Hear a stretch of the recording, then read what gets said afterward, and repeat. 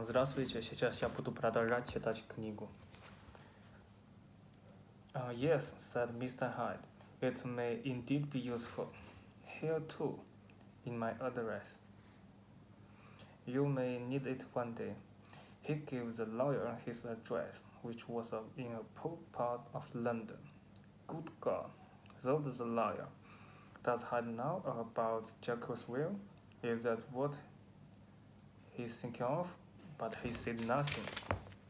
And now, said Mr. Hyde, how did you know me? You described to me. Who did that? I know people who know you. Who? Asked Mr. Hyde sharply. Dr. Jekyll, for example, said the lawyer. He never told you, cried Mr. Hyde in sudden anger. Don't lie to me. And before the lawyer could answer, he turned the key in the lock and disappeared into the house. In the house. Mr. Utterson stared at the closed door. Why do I dislike him so much? He said to himself. Enfield was right. There is something evil about the man. Poor Henry Jekyll. I'm worried about you.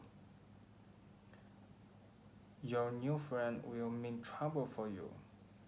Round the corner, from the narrow street, there was a square of handsome old houses. One of these was Dr. Jekyll's house, and Mr. Utterson knocked at the front door. The servant answered and told him that Dr. Jekyll was not at home. I saw Mr. Hyde going by the laboratory door in the street at the back of the house, said the lawyer. That's right, Mr. Utterson, replied the servant. Mr. Hyde has his own key, and comes and goes when he likes. We have orders from Dr. Jekyll to obey him. Mr. Utterson walked home more worried than ever. A fortnight later, Dr. Jekyll gave a dinner party for a few old friends. Mr. Utterson was among them, and he remained after the others had left. I've been wanting to speak to you for some time, Jekyll, said the lawyer, about your will. Dr. Jekyll was a tall, well-made man of 50 with a smooth, kindly face. My poor friend, he sighed, you'd worry unnecessarily. You know, like poor Lanyon when I told him about my new ideas. Imaginative rubbish, he called them. I'm very disappointed in Lanyon. But the lawyer did not want to talk about Dr. Lanyon. You know I've never agreed with your will, he continued. You've told me often enough, said his friend sharply. Well, I've learned something about your friend Hyde, continued the lawyer.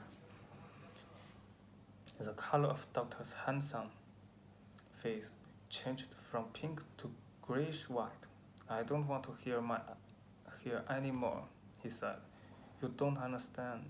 I'm in a very difficult, painful situation. Tell me everything, said Mr. Utterson, and I'll do my best to help you. You are very kind, but this is a private matter.